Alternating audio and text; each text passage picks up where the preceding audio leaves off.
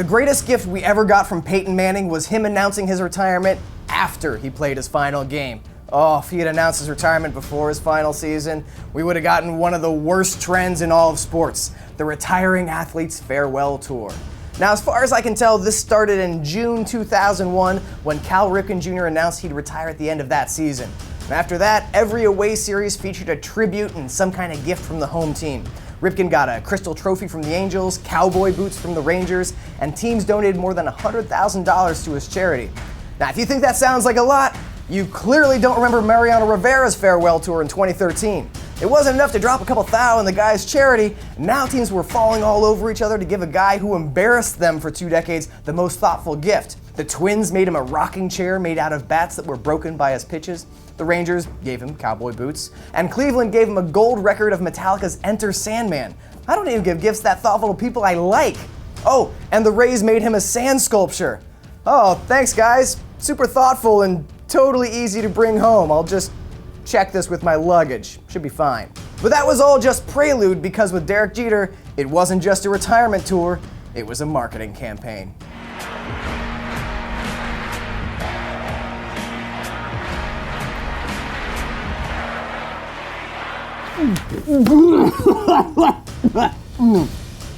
Oh, God.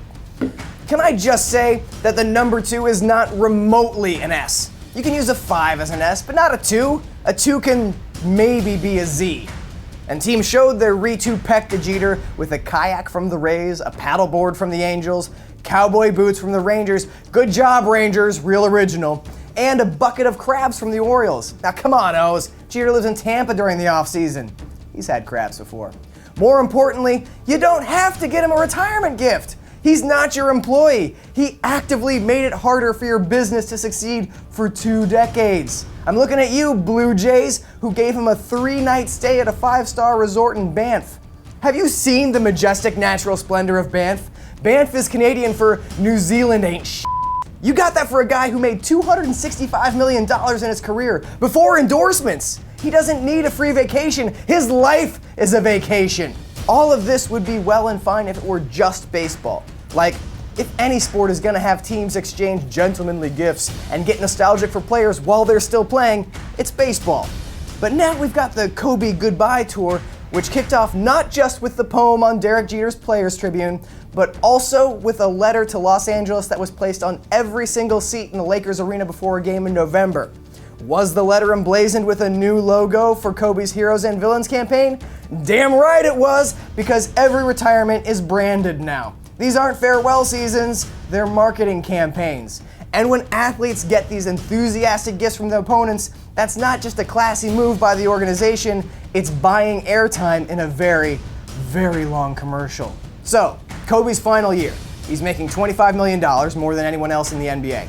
He's one of the least efficient players in the game, and his personality and playing style have prevented LA from signing free agents and arguably stunted the young Lakers' development. He spent the last decade plus taking pride in being an asshole and basking in fans' hatred of him.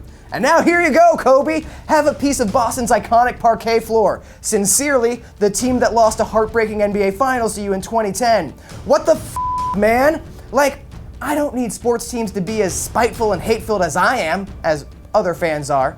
Otherwise, Derek Jeter would have gotten some very different number 2 themed gifts. Know what I'm saying? See, what I'm saying is I'd give Derek Jeter a box of shit.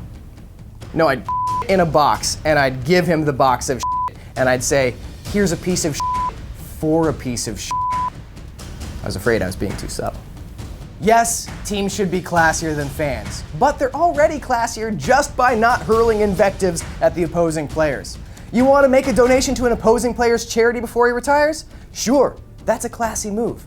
But using monuments of your futility against a player to build something he can relax in is a sad, thirsty act of capitulation. Why not just give him a bottle of your fans' tears? Oh, please, sir, we want you to stay hydrated while kicking our asses. That great player is going to be honored when his team retires his number and when he gets elected into the Hall of Fame. He doesn't need a succession of hand jobs from his enemies. Chances are, he's already f***ed them at least once in his career.